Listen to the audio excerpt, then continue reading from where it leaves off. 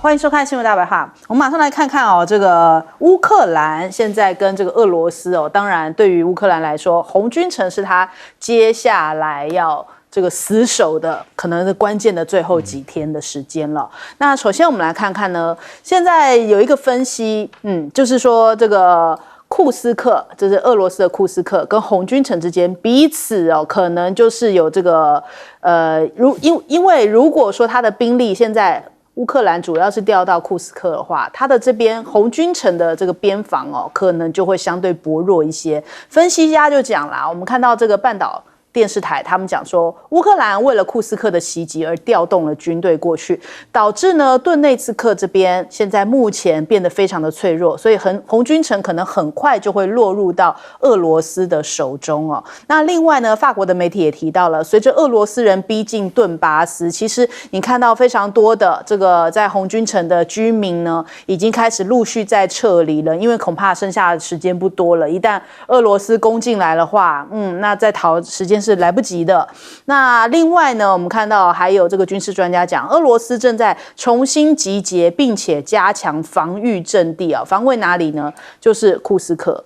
他可能这边库斯克也在加强一些力道，所以乌军呢反而是在库斯克这边的守势也放缓了，就是他一方面加强了库斯克的这个推进，一方面加强了顿内茨克的推进，所以现在乌军两难呢，因为他的部队全部都往这个库斯克这边部署，所以这边又有一个力道过来，他没有办法紧急把他的人往这个红军城调，这现在是这个乌军的两难局面哦。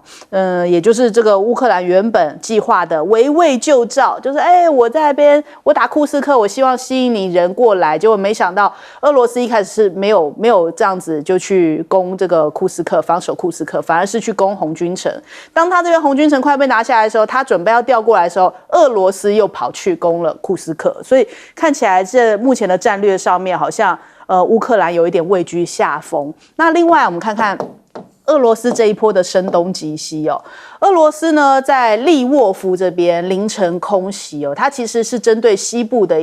两个城市，一个是主要的他们的首都基辅，另外一个是利沃夫，开始展开了这个空袭，伤亡人数超过45人哦。那这一波的空袭其实呢，也让波兰瑟瑟发抖哦，因为波兰的利沃夫就是接近波兰的这个利沃夫哦，其实主要是西方援助的一个交通要地，很多的武器啊都是主要是透过波兰进入到了利沃夫，所以它这样的一个轰炸也有阻断后援的一个作用性，那就是有点声东击西啊。泽伦斯基又讲说，所有的伙伴给予乌克兰更多长程的攻击能力哦，我们才能够来回应这恐怖的敌人，来防止俄罗斯的恐怖分子对于乌克兰城市发动这一类的攻击。那其实这两天呢，我们再从战略上来看一下，这几天我们有说到哈尔科夫、这个波塔瓦也都有这持续的轰炸。换句话说，这个当俄罗斯要拿下红军城的时候，它是展开一整线的这样的一个攻击推进哦，让你这边目前的援军是要到这边也不对，要往这边也不对，所以好像有一点进退维谷的一个局面。那紧接着我们来看看呢，美国是不是要继续拱火？因为美国打算要提供乌克兰巡弋飞弹，拉夫罗夫就警告，就说美国你已经越过我们设的界限了。泽伦斯基意识到这一点，也在利用这一点哦。他们应该明白这是在拿红线开玩笑的，不应该这么做。他们也很清楚，就是不要拿俄方的红线来开玩笑。那如果踩上这个红线会怎么样呢？俄罗斯是扬言要动用核武，因为目前他们讲说你们无视莫斯科的合法安全利益哦，所以将会调整目前核武的准则。那另外，泽伦斯基也不断喊话，就说一定会无限期守住占领俄国的领土，也就是我们刚刚讲的库斯克那边。那俄罗斯的议员讲说，你现在只是在打鸡血而已，只是为了要给乌克兰军的一些信心哦。其实你自己很了解，就是透过我们刚刚的分析，他说其实你的前线正在崩溃，你现在只是一个信心的喊话成分比较高于现实哦。那再来，另外我们看一下无人机现在也成了一个纠纷哦，因为很多乌克兰人用中国大陆制的无人机在这一场战役上面，那就有俄国的官媒提问了这件事情。那大陆的发言人，外交部发言人毛宁就讲说，中国大陆其实一直严格管控无人机的出口哦。现在目前乌克兰是透过中间商，就其他国家来购买这一个，他们是反对无人机用于军事目的的。而这个普丁接下来也会跟这个中国大陆的国家主席习近平见面。而他先前就是先跟了这个韩正在这一2天有碰面了，两人也提到说，现在目前俄中关系是史上最佳，而且双方的贸易额也冲上了新高，提前实现了两国2000亿美元的一个贸易额的目标。这个首先我们来请教一下介老师怎么看这个现在目前乌克兰最后的这个关键时刻啊？对，现在如果红军城陷落的话，那也就表示过去10年俄乌战争啊，那么整个这个最重要的一个战略要地，就是说对乌军来讲啊，最重要的战略要地就陷落于俄军之手。那整个在现在这个顿巴斯地区的战况就会发生结构性的转变，因为红军城它是一个不但是交通要道，它是乌军在这个东线防线上面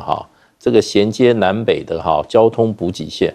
那这个线如果中间被截断的话，它南北就接不上了，南北接不上，而且它那个重重的那个防御工事也就不能发挥作用。然后防御工事被突破以后，接下来就是一马平川，乌军可以前面就可以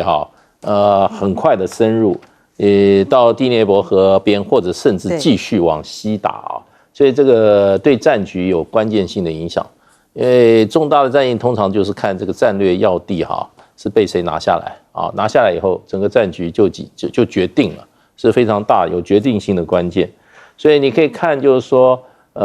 其实普丁的战略定力可以说蛮强的，就是说他在俄罗斯本土被受到攻击的时候他的打法反而是加强了对这个东线的攻击，因为他不但没有抽调重兵去这个库斯科这个地方去防守，他反而把更大的兵力放在红军城，所以这个就是说战争是在斗智斗谋略的。那现在看起来应该是乌军是居了下风，因为库斯科拿到以后，事实上的话，我看西方媒体在吹嘘，大概就是1200平方公里，而且一开始他就说拿了1000平方公里的土地。那你知道库斯科州就有29000平方公里连它的这个20几乎是1/30、25%，这么一块土地，你能够做什么样的一个运用呢？你现在就变成你守也不是，攻也你不能进去攻。攻的话，因为再往前面走的话，就地形一个平坦的地形就要面临一个什么高地在挡在前面，那就变成仰攻，就不会前面这个往北突进30公里，好像势如破竹，你后面的难处才要开始。所以我觉得从某种程度来，甚至可以说是普丁等于就是说诱敌深入，让你进来。那你连这个小小的29000平方公里州，你只拿了1200平方公里的土地，你已经搞了3-4个礼拜了，你后面还有什么戏唱？看不太出来。对，所以呢，我觉得就变成就是说，现在看起来，如果说现在是乌克兰继续打库斯科的，好像后劲乏力，然后呢，俄罗斯拿下红军城已经指日可待。这个战略的转机不会因为俄军打到库斯科有改变乌军打到库斯科有改变，而绝对会因为俄军拿到红军城会有重大的转折。就是我们先前看到台湾一些媒体的报道，都是说什么唱空城计什么围魏救赵在讲那个库斯克。现在反过来，这个越来越清晰，反而好像对于俄罗斯来讲是瓮中捉鳖，因为看到俄新社都有一些新的报道，就是因为最精锐的部队在那边，而且地形地貌其实俄罗斯比乌军更熟，所以他们都有一些更新的数字，说又打掉了乌克兰多少精锐部队的一些更新所以现在看起来战局真的对于乌克兰相当不利。我们来问一下将军，在那个顿内茨克西方的这个红军城是个战略要地，因为它有5条公路通过，然后1条铁路，那5路1铁在这个状况之下，它是这个战略要道那战略要道如果是被俄罗斯整个拿去，那俄罗斯整个向北切割，还有向南切割，整个就对整个乌克兰就变成一野平川会变成这个状况啊。所以我倒认为这个乌克兰泽伦斯基他失算失策，他这个方面用兵战略失策，他兵力单薄一定要集中，因为兵力在单薄，你还在分散的话，各个击破。很简单，他现在是跨境作战去打那个俄罗斯的库尔斯克，他就是犯了这个非常大的战略错误。你攻过去之后，你有多少的辎重，多少的后勤，多少的后备的兵力再继续投入，有没有？那这样的话，你这个如果这个不够的话，这个地方都没办法守住，何况是这一个我们讲乌东地区，那你整个兵力是分散。那乌克兰目前状况是要守住乌东，尽量避免俄罗斯的军队突穿。结果他现在整个空虚了，因为调精锐过去跨境作战去打库尔斯克，所以现在调兵再回来来不及，因为整个战略态势又已经改变了。这个兵力单薄，切忌分散嘛。而且我们知道红军城是战略中枢，刚好在乌克兰东部的中间，你东部中间刚好南北切割，刚好你这样的话刚好是不是拱手让给莫斯科了，拱手让给俄罗斯了？那不是这个样吗？所以他红军城我判断这个乌克兰守不住了。红军城不大，只有12平方公里，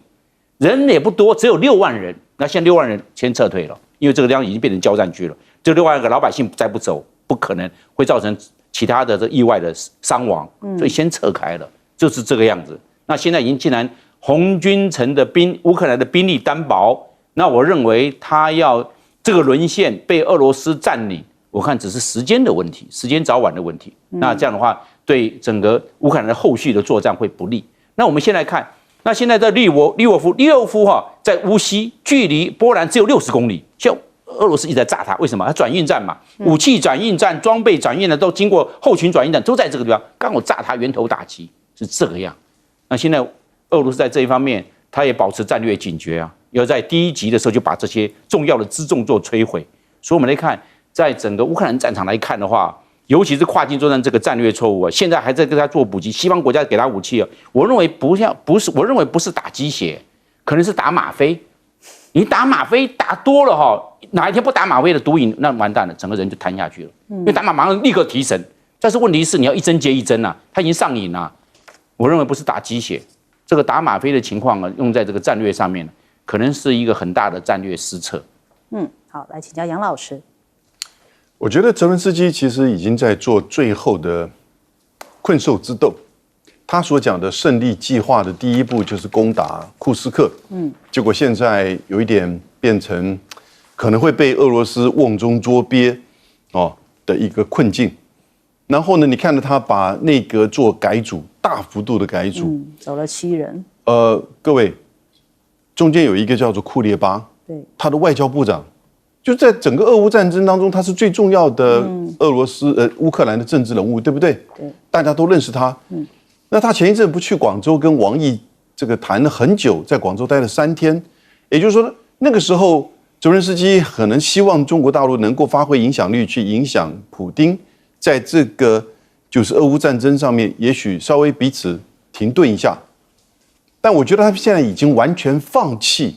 任何谈判和谈。因为情势对他不利，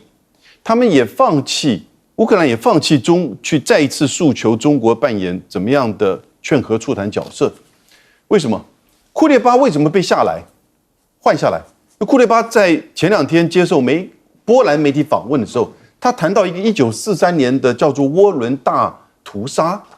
他说我们应该把历史放在一边，结果波兰非常不满意。因为那个是在纳粹德国占领期间，在乌克兰境内的一个省里面有少数的波兰人，结果呢，这个乌克兰的民族这个主义者在纳粹的授意之下进行了几万人的屠杀波兰人，16岁到60岁的男性，这个当然是非常悲惨的事件。所以乌克兰面对波兰的时候，这个历史事件他们记得。结果9月3号的时候呢，泽连斯基叫他驻日本的大使去靖国神社参拜，对，怎么会不知道靖国神社在中日的历史跟战争的争议记忆当中是什么角色？1978年14个甲级战犯进入到靖国神社之后，它就变成一个中日之间的最大的争端嘛。没错，一个希望中国扮演俄乌战争协调角色的乌克兰，就会叫他的大使去参拜靖国神社，就表示他放弃中国的任何的这个角色。他就完全靠向美国，而他知道美国旁边最大的这个就是支持者、跟随者，日本、英国，所以他完全的去跟日本去做表态，这是一种表态行为。我从这边就推论乌克兰泽连斯基已经在做最后的挣扎。而这个最后的挣扎，他希望最后美国给他长程的飞弹，拜登怎么可能给他？一给他长程的飞弹，那到时候完全怎么用他也不知道，会把整个战争给扩大。所以从这边我就推论了，我觉得其实乌克兰这个情势真的是已经不看好，因为他在政治上就自己否认自己也曾经过去在战争时期、2次大战时期做的那种种族屠杀行为，而再一次呢，这个把这个历史当做他的工具，因此呢，已经变成无招可使了。先休息一下，广告之后马上回来。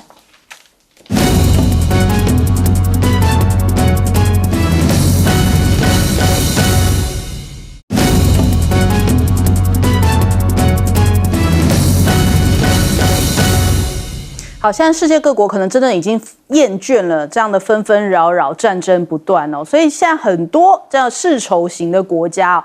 已经开始逐渐有一些和缓的讯号出现了。比方说呢，像是这个埃及的总统塞西访问了土耳其，这也是12年来的首次哦。那现在也是说跟加萨的冲突有关，那他们其实讨论了，开了会议，举行了一些这个相关的讨论啊。除了讨论到加萨冲突之外，还包含了如何来修复两国长期冻结的关系。两方这个埃土两国坐了下来啊，也是蛮历史性的一刻哦。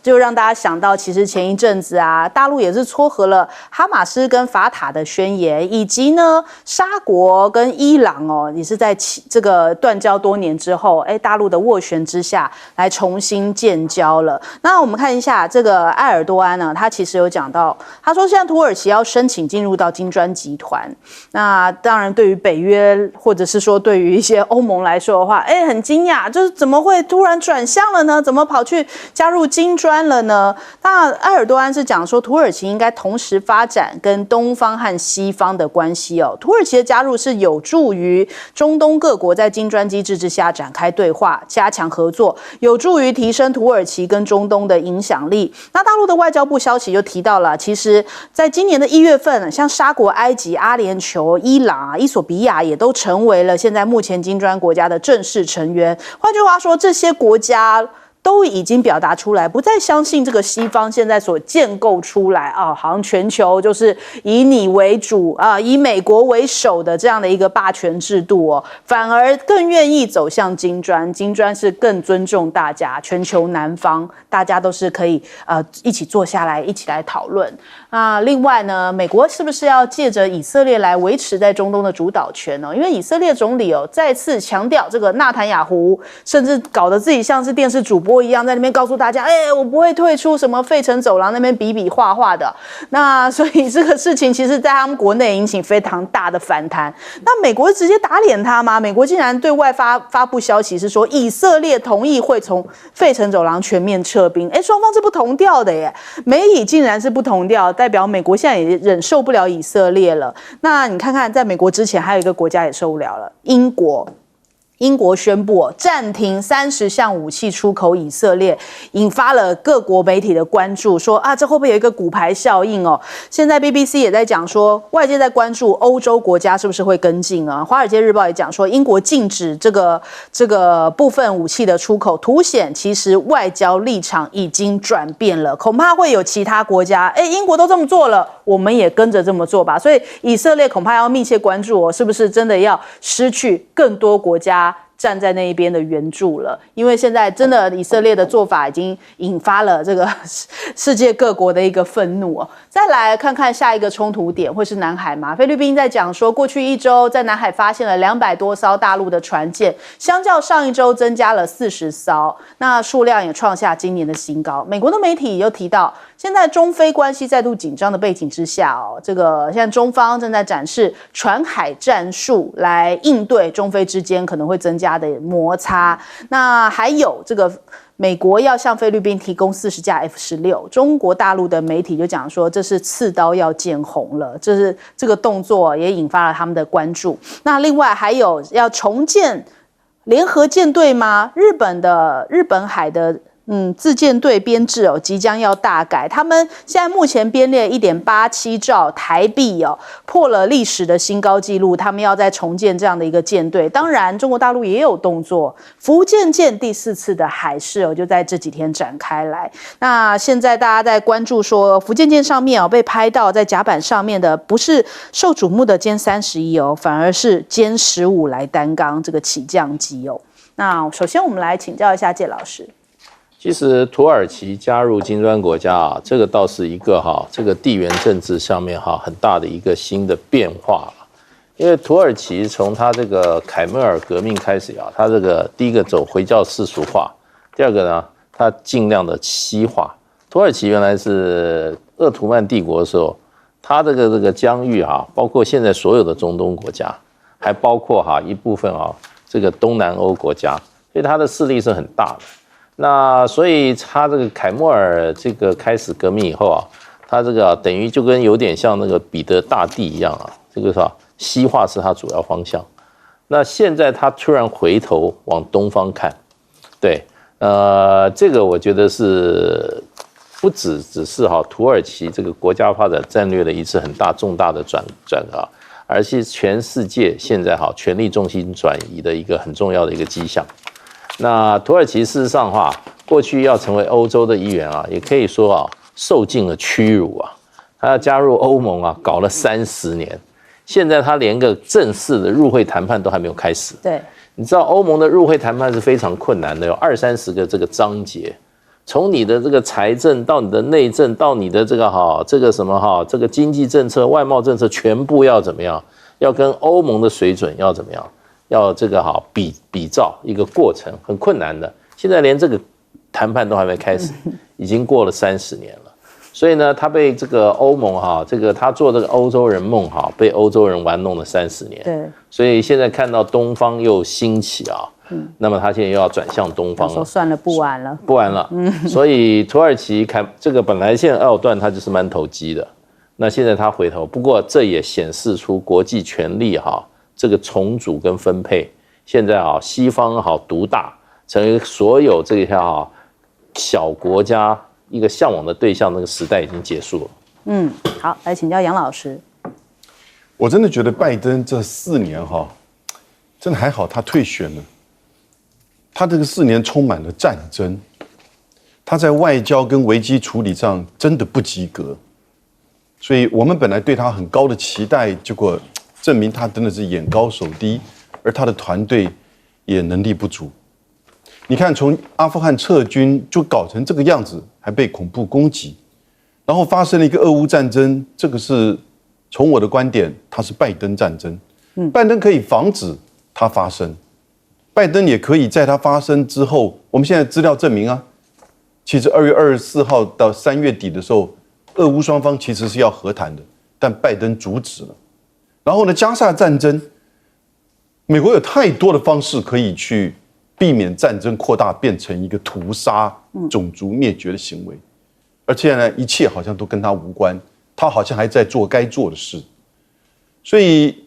这个世界也开始在重组。那金砖组织，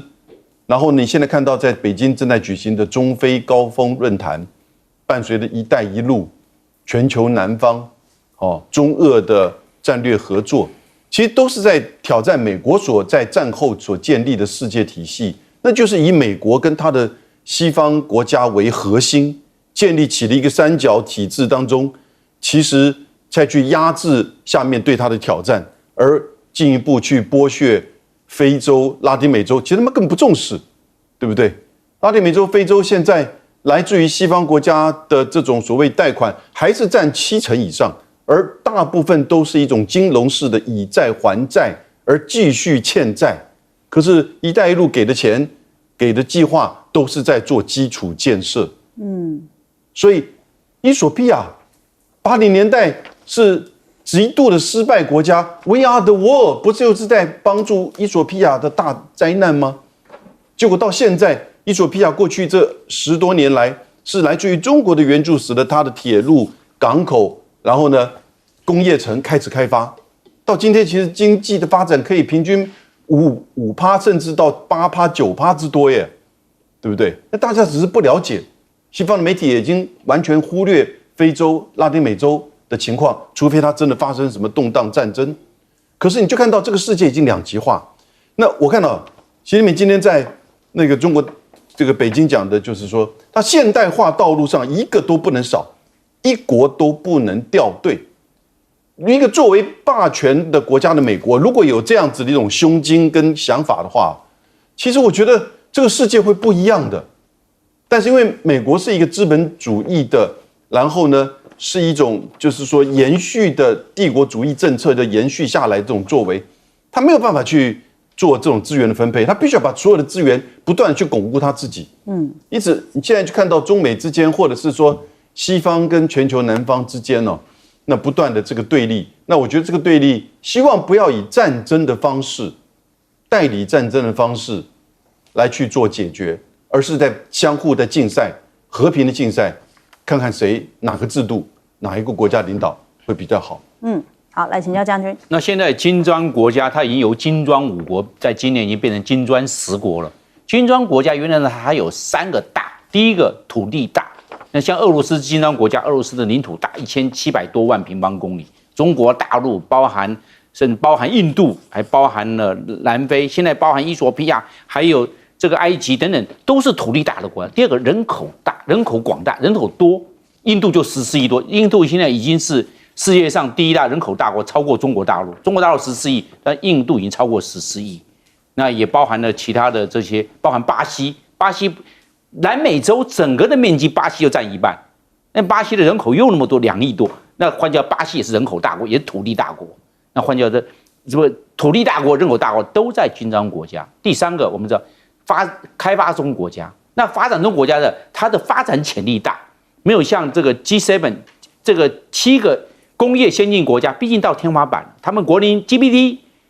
国民所得已经高了，想要再成长空间非常有限，而且他们目前的国债，一般来讲，他们的国债都蛮高的。美国已经超过35兆美元的国债，每一个国家国债都还蛮重的，是这个样。那这个状况之下，或者说这个金砖国家整个会拉起来，而且它的组织成员国，因为还有观察员都要等待着排队要加入金砖国，所以金砖国家这样的影响力，它的这个经济影响力增加，地缘政治的影响力也增加，还有国际政治的影响力也增加，因为它的扩大，它是扩张型的国际的经济组织。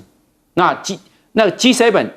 这个7个工业先进国家，它是停滞型的这个先进工业国家，所以看一个成长型，一个是停滞型，就看出来将来在世界经济扮演的角色，这个金砖国家将来会越来越比这个 G7 的这些工业先进国家越来越重要。另外我们来看一个，就是福建舰，现在歼15T 已经上福建舰去练，因为什么？我拥有3个原则，第一个一定要成熟，因为歼15已经在辽宁舰、在山东舰已经做起降，现在只是做了弹射系统、电池弹射系统在做，那一定要先做以安全的做验证，那就是歼15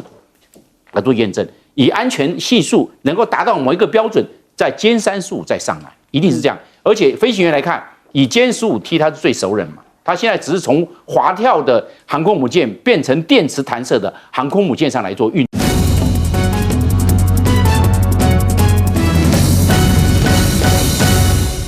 欢迎收看《新闻大白话》，我是主持人翟轩，马上欢迎一下这个阶段加入我们讨论来宾，文化大学讲座教授杨永明。翟轩好，大家好。前大世界文集小轩好，各位朋友大家好。前空军副司令张延廷，主持人好，大家好。好，马上来关注一下，刚有一个最新消息哦，这个羁押攻防的范围确定了，保障柯文哲的防御权。现在邵秀佩跟彭正生的证词，这个算是新的事证哦，所以不能审，所以还是要依照上一次羁押庭的这个证据范围内来做一个这个今天最后羁押庭的一个审判。那我们来看看现在柯文哲，当然对于民众党来说，是不是要打造一个苏治芬模式呢？要拒绝交保，来营造说司法迫害，然后拉高政治声量，是不是要有这样的一个悲壮形象，才有利于这个累积柯文哲未来的政治声量跟民进党一搏？那我们看一下，2008年11月4号的时候，检调人员突然前往云林县长苏治芬的官邸，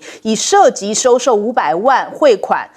为理由，直接拘提了苏治芬。那讯后向云林地方法院申请羁押，法院隔日裁定了苏治芬600万元交保。由于检方没有传讯急拘所以苏治芬抗议司法粗糙，当庭拒绝交保。而且步入法庭的时候，有这一个名画面呢，就是他愤怒的高举戴起手铐的双手，大喊抗议让民众印象非常的深刻。而且看到他这样闭着眼睛是非常神情肃穆的。那他拒绝交保之后呢，法院改羁押，但是苏治芬在看守所内进行绝药抗议，引起外界巨大的政治效应。最后苏治芬是获判无罪确定。那这篇报道里面就讲说，柯文哲可能似乎想要效仿苏治芬的模式，透过拒绝交保后羁押来营造司法迫害的形象，拉高声量，来延续民众党的命脉。因为现在这个民众党受到了这个重创因为这些种种的消息，那当然人家讲说这就是一个洗涤的效果。那黄国昌也对外说就说其实柯文哲在北检感冒，还紧盯着监视器要监督着赖清德。来听听看这个说法。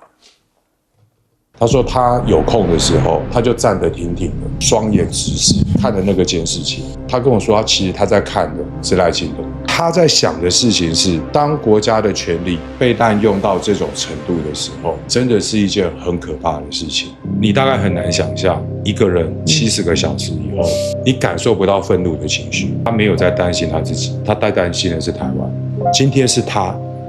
那下一个是谁？对，经过黄国昌这么一说，就这个形象更塑造起来了。就是他在那样的情况下，70个小时被长时间的侦讯，咳嗽感冒，在这种状况下仍然站挺挺，眼睛直视我们就依照他的描述，请 AI 生成了示意图，就大概这样，还就有一点，为什么我们还搔头，就很逼真的柯文哲形象，就这样子很疲倦了，仍然站挺挺的，然后看着监视器要直视滥用国家权力的赖清德，大概就是这个黄国昌描述出来柯文哲的在北检感冒，仍然紧盯赖清德的一个形象照那再来我们看一下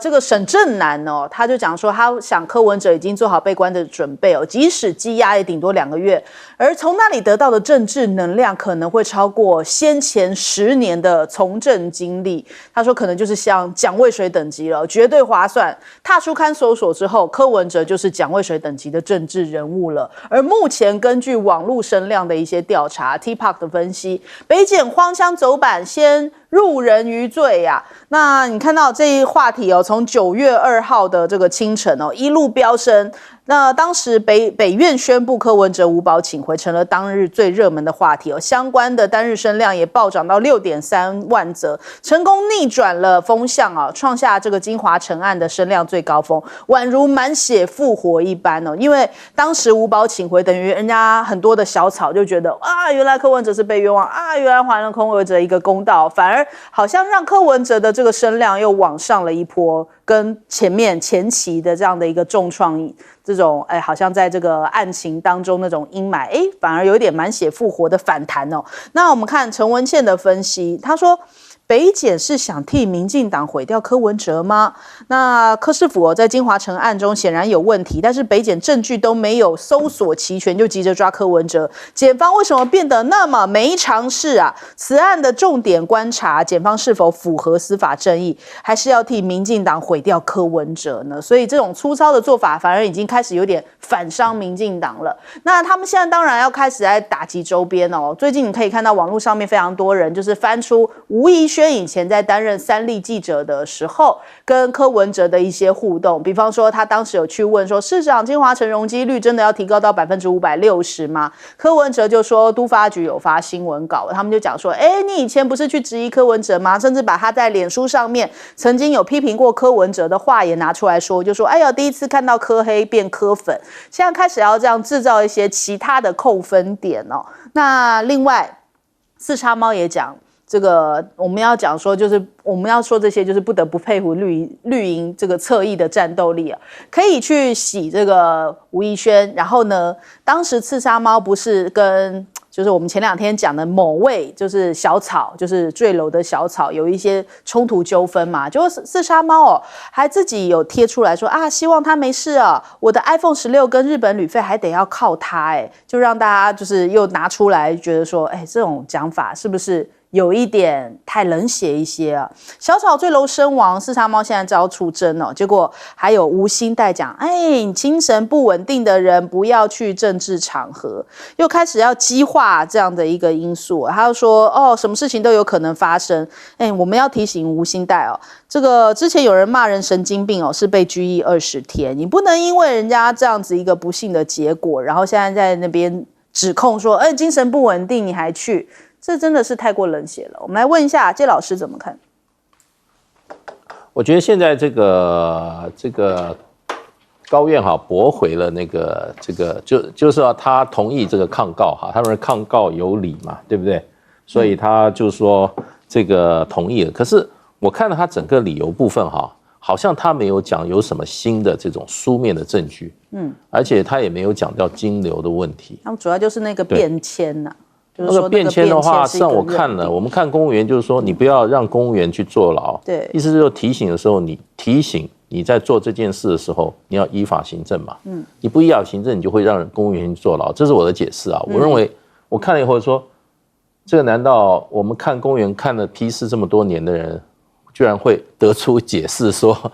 这个是一个大概没有看公务员人不了解。像我看公务员看这么久，这个批示意思就是说。你彭正生你在办这个案子的时候，你要依法行事，不要让公务员到结果去关到监牢里面去，这个很清楚啊。我认为那个批示对柯文哲是有利的，这是我一看到第一个直觉就是，而且很多人都这样认为，所以这个就变成就是说那篇批示的话，我觉得大概会觉得人家看不懂，然后才这样子解释啊。那另外一方面，我也觉得怎么会这种证据应该都在检方的，怎么会传出来？对你这种公文书通常不会流传出来的。那通常就是说，检方在办案的时候，他可以把所有的公文按照这个公文的编号，全部都可以拿在手里看。所以这个案子，我当时我就觉得说，哇，做了那么久的侦查，怎么搞的？你拿不出一个有力的书面的证据。然后我看到就是说高院的那个裁定基本上我也觉得讲了半天，就是说怎么说呢？好像就是说那些证人的供词，也就是说同案被告的那些供词你要参考，那这就比较危险了。对，那供词的话，事实上的话，有些人他的供词，你一定觉得我今天手上随便找一个人说他也有涉入，那这个被讲到说有涉入人，他就立刻就要被收押嘛，这很危险的。所以办案子的时候，我觉得就是说勿往勿重嘛。那关键就是说这种案子没有不可能，我认为他的这些相关处理的公文叠起来可能有1个人高。这种案子这么久的案子，一定有1个人高的公文，有承办人，有科长，有副处长，有处长，有这个主任秘书，有副市长，对不对？这个层要审核的。那很多贪污案最后就是就是这个公文上，法官会说你不知情，那你为什么要签名？对，你有签名，你就表示你知情。所以常常看你在这个公文上，你有没有签名？那我觉得这些案子这么高的公文的话，你要找个有柯文哲签名的公文都很简单啊。可最后我们看到传出来有一个公文是这个彭正生他写了一个如你的意思就是说彭正生把这个案子给判了，也就是到他那边他就判出去了，柯文哲就没有看到那个公文。那个就我们处理公文这么多年的一个老公务员看法就是这样。那另外一个就是还要你有找到新的证据金流吗？就是说柯文哲或者他的这些这个身边的重要人他的账户的这个所谓的这个进出的话，检察官可以很容易拿到全部的证据，对不对？这些证据都会很直接的。对，你有没有大笔金流？然后在那个关键时刻，那甚至你也可以看出汇出单位来。那你现在只看到了这个现金，当然很多行贿都是现金啦，就跟阿扁当时为什么会被收押？阿扁家里面是多少现金啊？麻袋在装的啊。那为什么我们前桃园市长，对不对？这个为什么会被抓？他家里找到500万的现金啊，对不对？那个这个你现在也收了柯 P 的办公室家里面，你都没有收到。那你最后你说这个所谓的这个抗告有理由，所以现在发回你去更审，抗告有理由，那你也没有提出来什么新的事证啊，你只讲说彭正生如何说，对不对？然后呢，这个应采薇跟这个沈庆金中间的这个口供又讲了什么，对不对？应小薇这些部分的话，我觉得事证的话来讲的话，公务人员办的贪污案，你一定要看他的公文上怎么指，这个凡走过不遗他的痕迹，都是公务人员，要不然你要有录音，对不对？你有指示要这个案怎么办，你被那个当事人他要自保，我把它录起来，这是市长叫我这样办的，你有没有录音？然后又没有金流，所以这件案子我觉得就会让人觉得这个这么大的动作，到最后在打官司讲证据的啦，证据方面居然提不出让大家社会大众比较幸福的证据的话，真的是有问题啊。好，来请教杨老师。这次看到现在我觉得台北地检署这位主任检察官跟另外2位检察官真的是要重新再回去念法律了。你怎么办案的？我讲最简单了当陈文宪说你是不是在毁掉司法正义？你是不是在帮民进党毁掉柯文哲？也就是政治因素，或者黄国昌讲的政治追杀，你怎么会让人家有这样子的认同？而且越来越有这样子的这种感受。那第一个，司法正义要正当程序嘛？正当程序，我就问你先把柯文哲抓来问，然后呢，彭正生，然后这个邵秀佩，对不起，这个检察办案应该是倒过来101，先把执行秘书找来吧，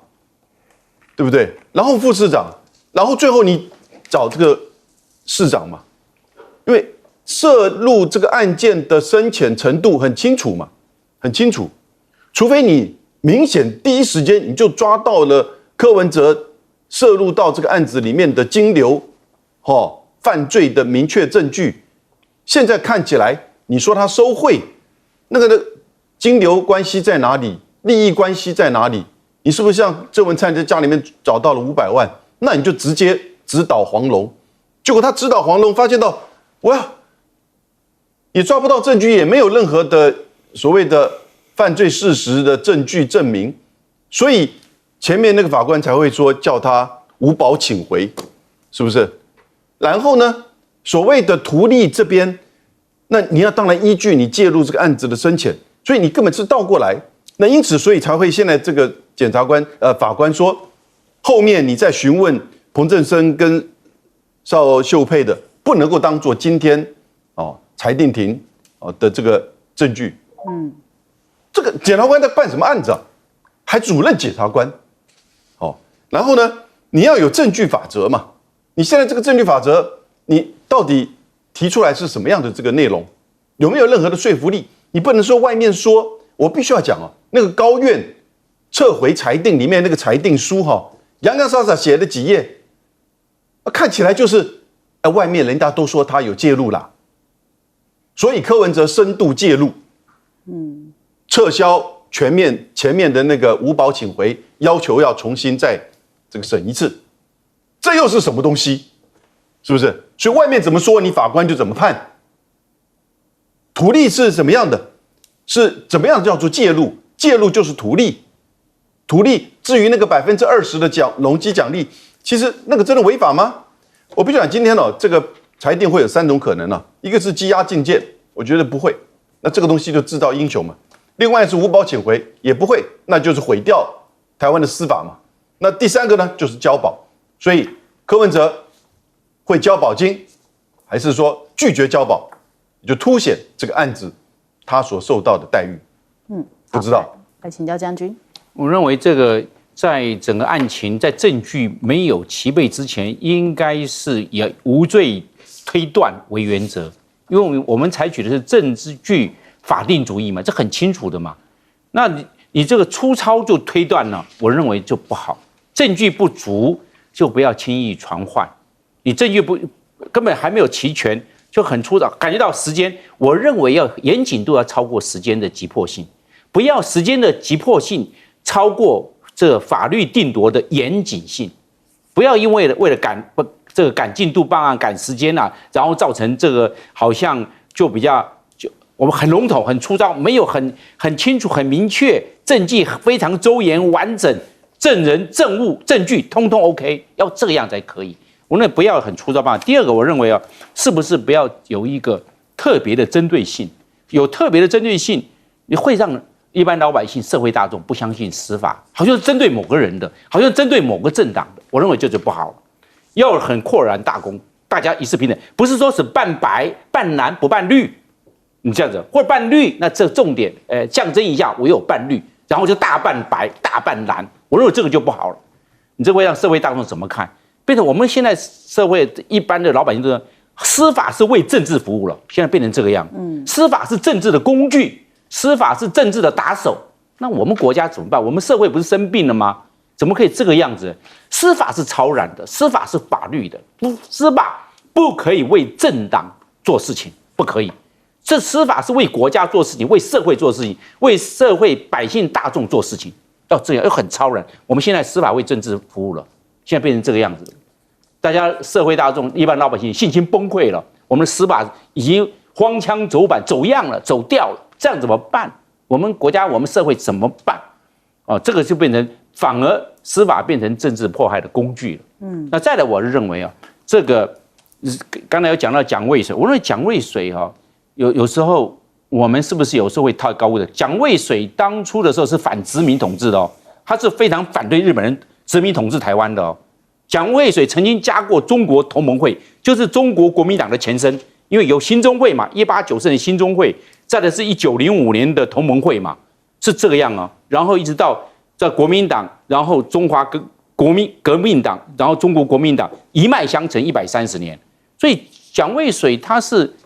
那个时候是要推翻殖民统治的是要推翻日本人在台湾的统治，是这个样子。为什么？我认为蒋渭水的政治地位、历史地位非常的高，我们不要随随便便就把蒋渭水套在上面，好像去贴蒋渭水的光。蒋渭水为了